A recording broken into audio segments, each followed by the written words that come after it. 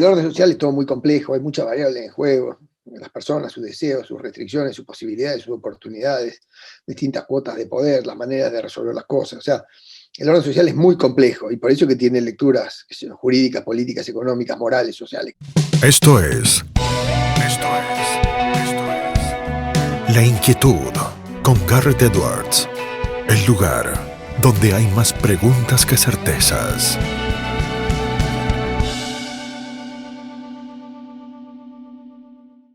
Damos vuelta de página aquí en La Inquietud por CNN Radio Rosario y hoy tenemos un lujo de invitado. Él seguramente va a decir que estoy haciendo demasiada laraca, que la presentación es demasiado larga. Es doctor en economía, es máster en economía y también máster en dirección de empresas, es contador público, es profesor universitario en grado y en posgrado. Tiene un programa de radio desde hace ya casi 3 décadas.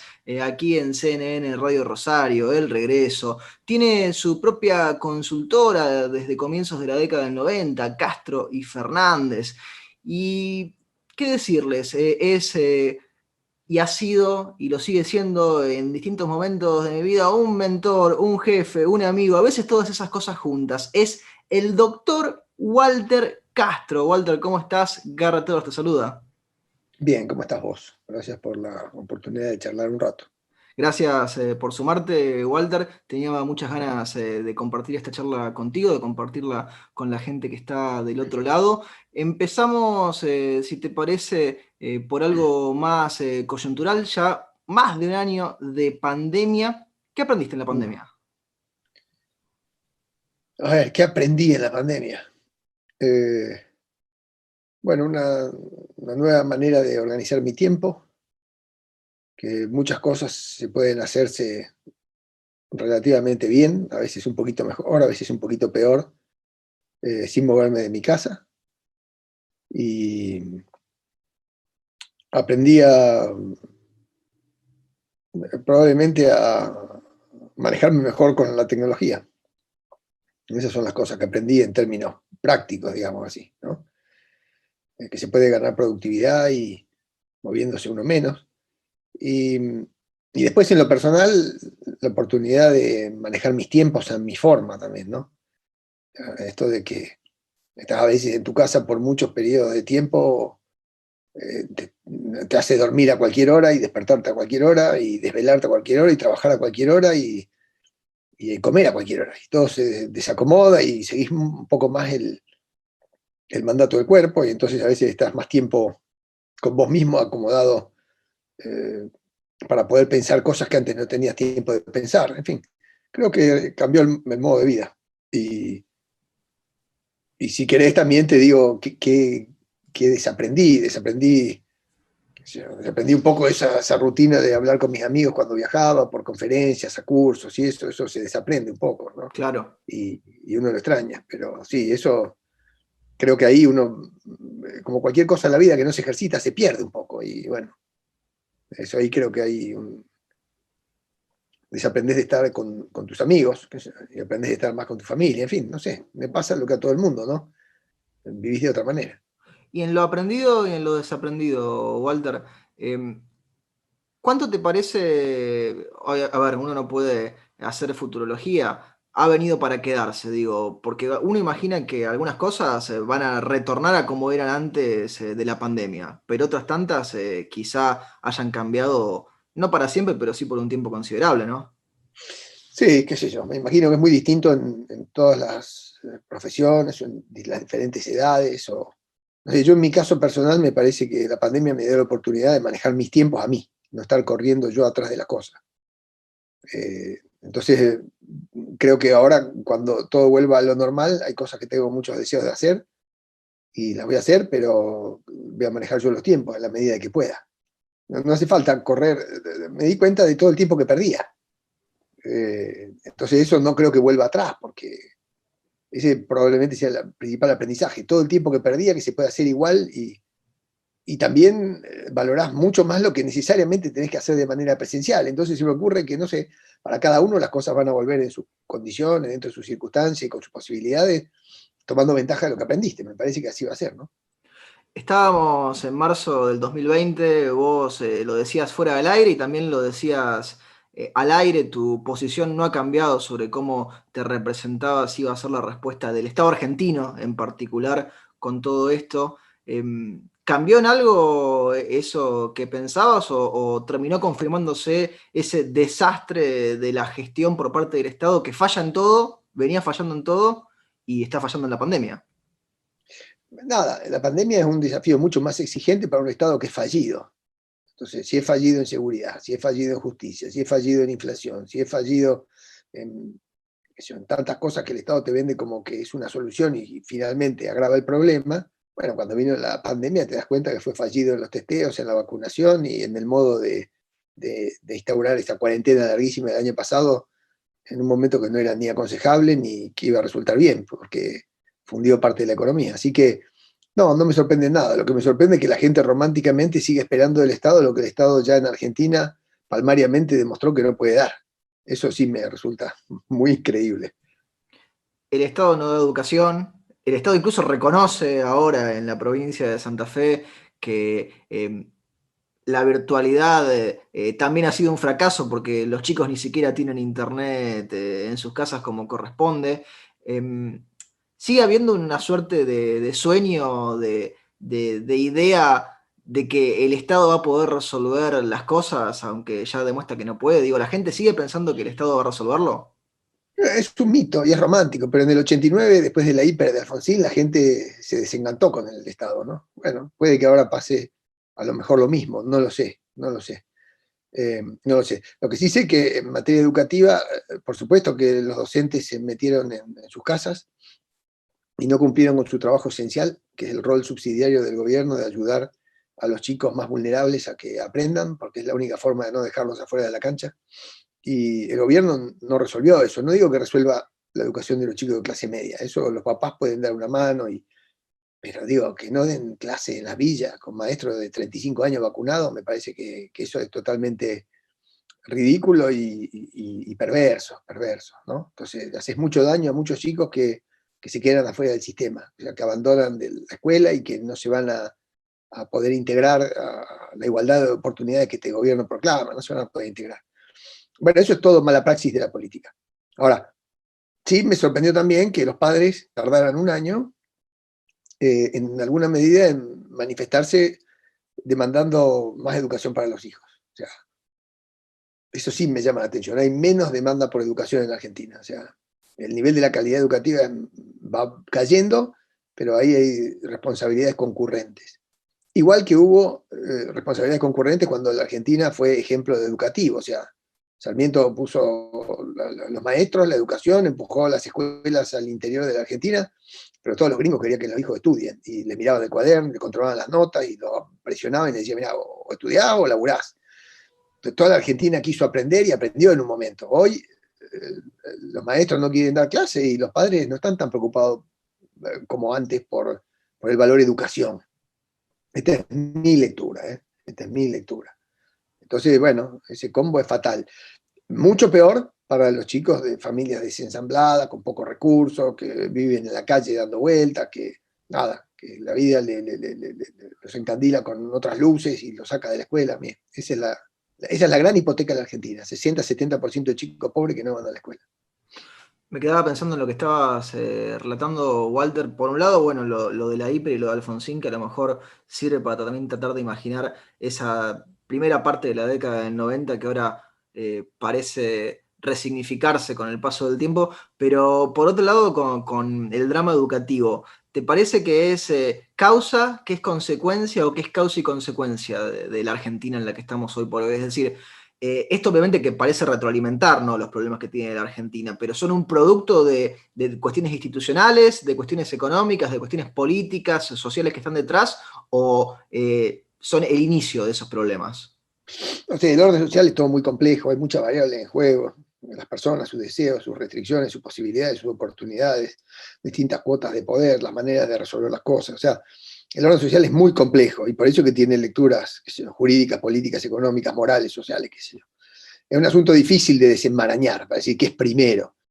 Si vos me preguntás a mí qué es primero, primero en cualquier orden social, en cualquier país, es el orden. Si no hay orden, no. Orden, digo, que esté establecido sobre un criterio de justicia, elemental, consensuado. Eso es lo primero. Una vez que tenés orden a partir del respeto de la justicia, lo segundo es el laburo. O sea, la gente se realiza trabajando y aprende haciendo. Y lo tercero, la educación es la consecuencia de un país que tiene orden y tiene ganas de progresar. O sea, la educación viene por añadidura, ¿no? Fíjate lo que pasa en Argentina, un país sin ley, donde tenés una dificultad de inicio que es muy grande. O sea, hay gente que, a ver, para ponerlo en estos términos, la gente que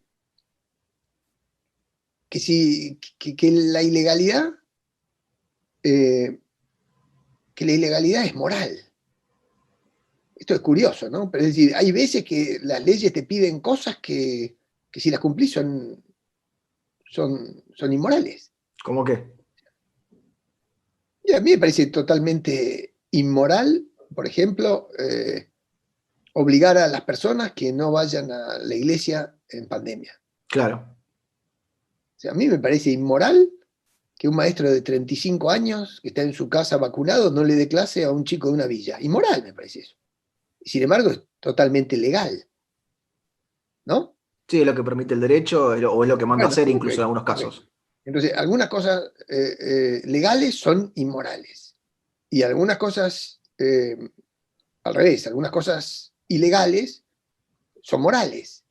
O sea, un tipo que abre su negocio para ir a laburar, moralmente totalmente aprobable. Y legalmente capaz que está prohibido. Ahora, cuando algunas cosas legales te permiten la inmoralidad y algunas cosas ilegales son morales, vos tenés un problema enorme en lo social. Entonces yo esto te lo dejo para que lo pienses. No hay ninguna sociedad que se pueda edificar donde la ley está fuera de la moral. No hay. Entonces, ya a partir de ahí, cuando vos tenés esa confusión, hay una suerte de sálvese quien pueda. O sea, es legal que un empresario se haga rico vendiendo productos de mala calidad y muy caros porque no compite. Y es legal. Y es legal, pero no es razonable que ese tipo acumule una parva de guita por hacer algo en el mercado donde no tiene riesgo. No sé si termino de transmitirte la No, idea, no, pero es sí, sí, legal. perfectamente, porque además me quedo pensando, ¿no? Vos usabas la palabra confusión, ¿no? Entre lo La legal, confusión, lo moral. el diputado ese que estaba ahí en la Cámara de Diputados, que resulta que era chofer, barra brava y que se amamantaba en Sí. cámara. Digo, el tipo está ahí legalmente, pero es inmoral que un tipo así llegue ahí porque lo pusieron a dedo. Entonces, si lo legal es inmoral, y a veces la ilegalidad es moral. Ahora la ministra de Justicia dice, el que se fue de vacaciones estos 4 días, cuando vuelva le vamos a meter una denuncia penal. Sí, Eso sí. genera una tremenda confusión. O sea, Además, en esa confusión, Walter, no termina sucediendo que si eso se sostiene en el tiempo, la gente a lo mejor empieza a creer que eso que originalmente era inmoral debe ser considerado moral solamente porque es legal. Digo, no se genera también ese incentivo. no sé, yo lo que te digo es ilegal comprar dólares. A mí me parece perfectamente válido y moral comprar dólares en un país que tiene inflación de 70% anual. Entonces, che, es ilegal comprar dólares. Bueno, sí, es ilegal, pero es inmoral. No es inmoral. La gente compra dólares porque no quiere que le afanen el fruto de su laburo, que lo tiene en pesos y tiene inflación. Entonces, cuando vos tenés ese punto de partida, es muy embromado después que la Argentina no sea una suerte de sálvese quien pueda.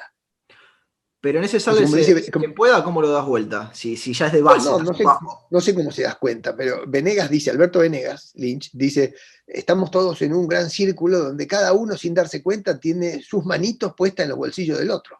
Y No, claro, y cada otro no tiene lo había puesto su escuchado manito en su esa. bolsillo. Está bueno, claro. Entonces, ¿y quién reparte lo que gana cada uno? El gobierno como quiere, te saca para repartir. Entonces, bueno, la Argentina se ha descompuesto, ¿no? Y entonces el PBI ha caído brutalmente. El PBI, lo que producimos entre todos, digo, agarrás 30 años y per cápita en dólares debes tener, qué sé yo, 30% abajo. Eso es muy impresionante. O si querés ir otra vez a la época de Alfonsín, ahí empezó el primer subsidio, una caja pan. Era una caja con alimentos que le daban a una familia. hubo sí, un escándalo, una gran discusión nacional, si correspondía que el gobierno diera una caja pan en época de hiperinflación, ¿no? Y tenés 22 millones de subsidios, planes y todo eso. Entonces, o agarrar el empleo formal privado, la gente que tiene laburo digno en una empresa, eran, no sé, 5, 6, 7, 10 millones de personas. Hoy es menos, 30 años después es menos gente la que tiene mejor empleo.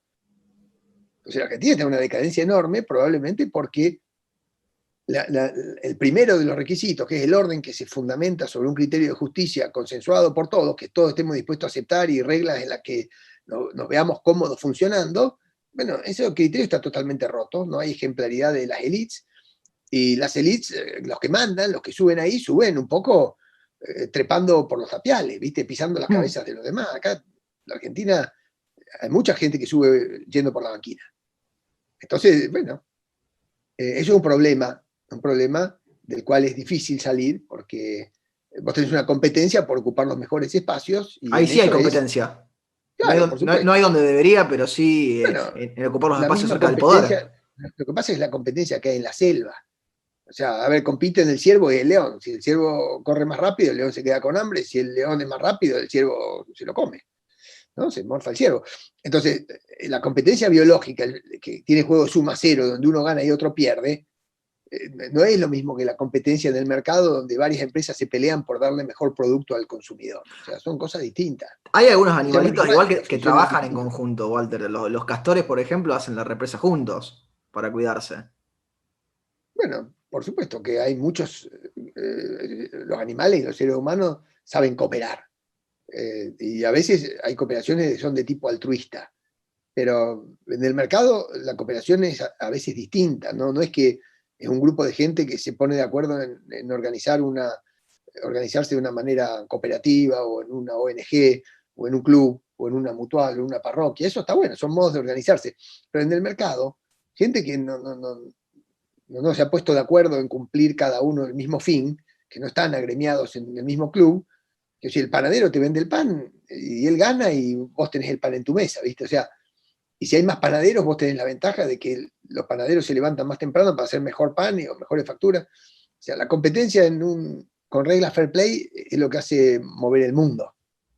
Y en Argentina hay una competencia que es por quién está más cerquita del poder, por quién maneja la piñata de recaudación del gobierno, que cada vez cobra más impuestos, y entonces parece que la clave en vez de producir es repartir, y discutir a quién le repartís, y quién se queda con un pedazo de la torta usando un poco los codos, o dando patadas, o la fuerza.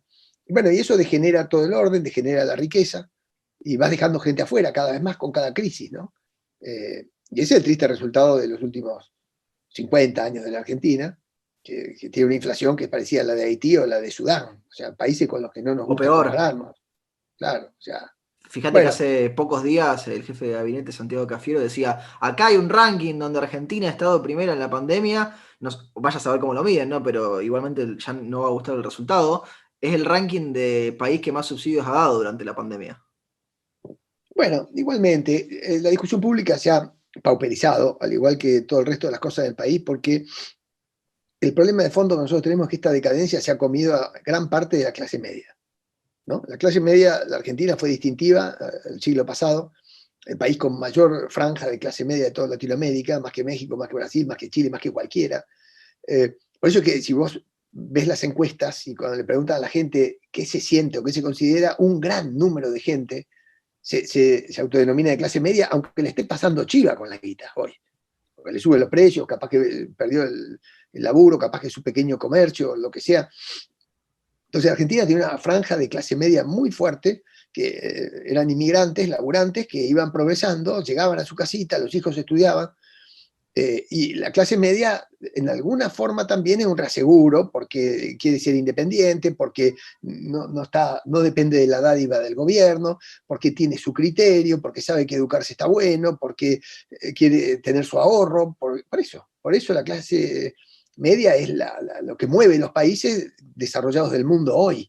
Bueno, Argentina ha venido dándole masazos a su clase media, le ha sí, corroído el bolsillo, pero algunos lo ha expulsado de ahí a las franjas más dolidas, más sacrificadas, más vulnerables, más perdedoras, ¿no? Pero no en esta crisis, hace 50 años de crisis.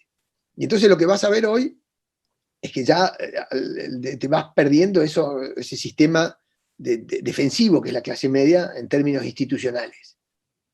Entonces, los tipos que están muy arriba y están acomodados tienen miedo de perder lo que tienen, entonces, o en el fondo, esos se callan o se acomodan.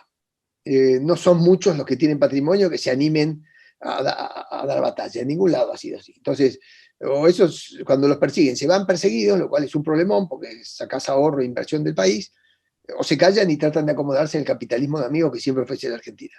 Y los de abajo, que son cada vez más, empezando por los chicos pobres y en el número de pobreza que hay, están pidiendo y a veces exigen subsidios.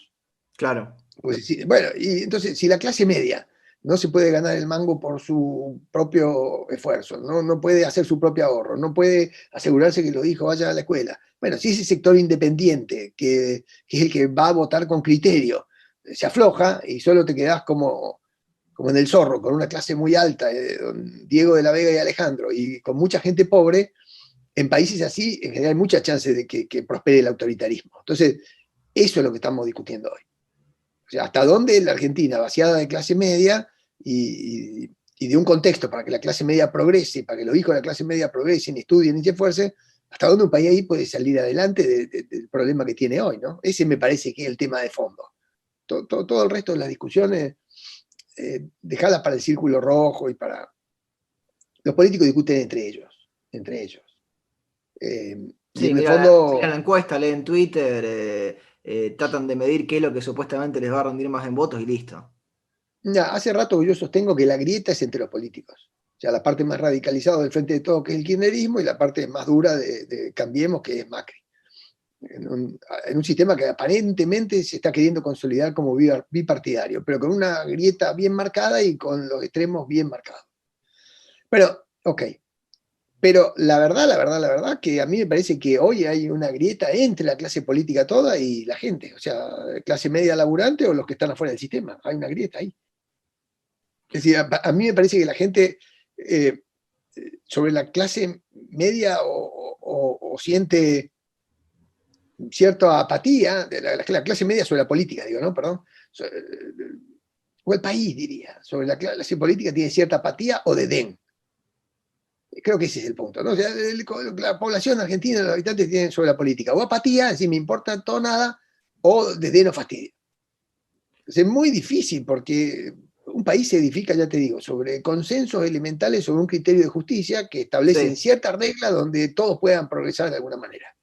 A su manera, cada cual buscando su plan de vida, ¿no? Entonces, bueno, eso en Argentina parece no poder construirse. Entonces, la sociedad no hace pie. No hace pie. Entonces tiene un péndulo muy largo. Ah, justo te iba a decir lo del péndulo, porque te lo he escuchado, Walter, a lo largo de los años, es un elemento más en tu teoría y en tu forma de pintar el mundo. ¿El péndulo podría indicar una Argentina que empiece a resolver estas problemáticas? Digo, porque si pendula de un extremo a otro puede pasar, ¿no? Bueno, lo que pasa es que los péndulos acá son muy largos. O sea, en todos lados hay péndulos, ¿no? O sea, a veces la misma Merkel en Alemania gobernó en coalición a veces con los liberales y otras veces con los socialdemócratas. O sea, el péndulo es cortito, no hay países normales, los péndulos son cortos. En Argentina los péndulos son largos porque la cultura política de Argentina a mí me parece una cultura basada en el antagonismo. Entonces, la cultura política antagonista no busca negociar para encontrar soluciones, busca tratar de ganar para imponer dominancia al vencido. Entonces, con esa cultura política ayuda poco a que salgamos de eso, mucho más si hay uno de los jugadores que exacerba todo el tiempo eso, ¿no? Entonces, hace falta que un jugador se ponga en un extremo para que aparezca el otro extremo, y eso me parece que es políticamente inconducente. Sí, ahí es increíble cómo ese jugador no hace falta que lo mencionemos, pero todos nos damos cuenta de cuál es. Bueno, sí, sí, pero, ok, ponerlo en 50 años, muchas veces fue así, no es la primera vez que es así. Y esta vez no es la más dramática, quiero decir, en los 70 estaban los Montoneros, el ERP y la AAA, ¿viste? Los péndulos eran muy marcados y además había balas en el medio. Entonces, Argentina vivió momentos mucho más duros que este, ¿no? O sea, ahí sí hay un progreso, pero digo, también hubo un peronismo muy duro en los 50, qué sé yo. También hubo contiendas fuertes entre los conservadores populares, que eran más representativos del segmento popular, y los radicales, que siempre fueron más la clase media. Hoy la Argentina está dividida por mitades, digamos así, ¿no? Y tener un partido de clase media muy representado en las ciudades, y después tener el Frente de Todos, que estaba unido y que es la provincia de Buenos Aires, los conos urbanos sobre todo, y las provincias más feudales. Y bueno, y ahí está la Argentina tratando de dirimirse ahí en una suerte de pulseada, pero tratando de encontrar un camino que no encuentran ni aparece cerca, de maduración, de racionalidad. Bueno, qué sé yo. Probablemente si ellos no hacen el esfuerzo, los políticos, digo, la dirigencia, de encontrar eso, porque en el fondo están muy preocupados por conservar su espacio de poder, bueno, vendrá una crisis y vemos que sale, ¿no? Porque si hay incapacidad para resolver una gran cantidad de problemas como hay, se me ocurre que va a haber una crisis. Y cuando tengamos esa crisis, tendremos que ver si la resolvemos con inteligencia o si la crisis te lleva, porque pasan las dos cosas, o pueden pasar las dos cosas. Y no sabemos eso, y no sabemos. No sabemos. En Argentina para mí hubo dos oportunidades muy marcadas para poder salir de crisis fuertes, que fue Menem y Kirchner, y los dos la malograron. Los dos la malograron. Entonces, bueno, creo que como están dadas las cosas, que tenemos 50% de pobreza, una deuda con el Club de París, con el fondo y con todos los acreedores, un salario que se está haciendo pedazos, una economía que está cerrada, una inflación galopante, una inseguridad creciente, una incapacidad demostrada del gobierno para salir de la pandemia, y encima un presidente que te da órdenes y va perdiendo autoridad con las órdenes que te da. Bueno, a mí me parece que tenemos un síntoma, un preludio de crisis, ¿viste? Más marcado todavía. Entonces, si aparece la inteligencia para resolverla en buena hora, nos salvaremos de los vidrios rotos que toda crisis tiene. Y si no, habrá que ver cómo después de la crisis aparecen nuevas ideas, nuevas luces y cómo se regrupa. Esto no lo sabemos. Walter, nos queda la última pregunta, que ya la conocés y ahora nos enteraremos si traes algo practicado o ensayado. Es la inquietud del programa. ¿Qué inquieta a Walter Castro? No preparado, pero yo me parece que repito siempre lo mismo sobre mi inquietud, ¿no? Esta pandemia opera como un gran reflector que pone todo en evidencia, ¿no? O sea, el desafío es tan grande que pone todo en evidencia. Entonces a mí me parece esto. ¿Qué me inquieta? Siempre hubo deportes de alto rendimiento y de tremenda exigencia y de mucho riesgo. No sé, alpinismo, fenómeno. Por poner un ejemplo, hay 1000 así. O corres en moto a 200 kilómetros por hora, o lo que sea. Imagínate cualquier deporte de extremo. Hay un montón. O tipos que se deciden ir a explorar el polo. ¿Okay? Bueno, a esa gente no hay nadie que le prohíba hacer eso. Ese es un punto. ¿Okay? Entonces, a mí me inquieta que el presidente te prohíba cosas. Porque si no le prohibía a una persona que sea abuso táctico y que se haya entrenado toda su vida para, por ejemplo, con las cuevas de Tailandia, ir a meterse a riesgo de morirse para salvar a unos chicos. O sea, si vos no le podés prohibir a alguien que haga con su vida eso, que se suba al Himalaya donde se muere mucha gente, ¿cómo te van a prohibir salir de tu casa? Esto es una... Entonces, o que te vas de vacaciones y te dicen, te voy a meter una denuncia penal si salís de vacaciones. Decís, escúchame, me voy de vacaciones a la casa de unos amigos míos y yo quiero tomar el riesgo de contagiarme adentro de la casa de mis amigos. Y te pueden decir, no, porque vos sos un factor de contagio de todo el resto. No, no es cierto, porque voy con 4 amigos a la casa de mi amigo. Y el gobierno te dice, mirá, sos un delincuente y te voy a meter una denuncia penal. Yo eso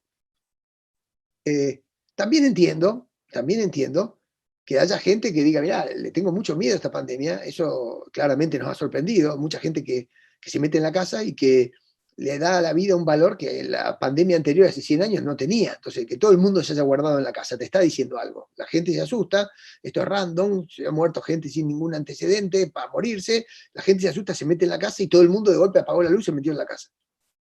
Yo respeto al tipo que se quiere subir al Himalaya a riesgo propio, que se trepa una a la delta, y al que se quiere quedar guardado en su casa. Ahora, lo que a mí me inquieta es que haya mucha gente que dice, ¿qué va a decir Perotti hoy? A ver qué puedo hacer mañana. A mí eso me inquieta enormemente. Porque cuando un país de ovejas está esperando a ver qué Perotti dice que podemos hacer mañana, estamos fritos. Eso me inquieta. Entonces no me inquieta que haya gente que quiera salir a hacer su vida, no me inquieta. Y veo muy difícil que el gobierno le pueda prohibir a esa gente, porque ya te digo, si vos no le podés prohibir a alguien que se suba a la Concagua, no le podés prohibir a alguien que haya decidido ser torero, o no le podés prohibir a alguien que trabaje en un serpentario, qué sé yo, cosa de riesgo, ¿cómo le va a prohibir que se vaya de vacaciones 4 días? Estamos locos. Y también entiendo al que no quiere salir, porque tiene miedo de contagiarse, porque se siente vulnerable, porque le da miedo a los bichos. Entiendo los dos. Ahora, el que no entiende y me preocupa, porque hay una gran mayoría que dice, ¿y mañana qué puedo hacer? Eso sí me preocupa, porque cuando vos tenés un pueblo así súper manso que está esperando que un presunto iluminado le diga lo que tiene que hacer, se llame Perotti, Alberto, Cristina, Macri, que sea, está frito, porque dependés del gobierno para ver dónde va el país. Y si la Argentina sigue dependiendo de gobernantes así, no vamos a ir a ningún lado distinto al que vinimos en los últimos 30, 40, 50, 70 años, de la mano de estos mismos gobernantes. Entonces, eso sí me inquieta. Esa pregunta que dice, ¿che, puedo salir mañana? Y que mira el diario a ver si puede. Eso me inquieta muchísimo. Walter, te agradecemos muchísimo este contacto, todos estos minutos que te has tomado para compartir con esta audiencia y te mandamos un fuerte abrazo. Al revés, gracias a vos, es un gusto. Hablábamos con el doctor Walter Castro, aquí en La Inquietud por CNN Radio Rosario. Esto fue La Inquietud con Garrett Edwards. Síguenos en redes sociales y en www.edwards.com.ar.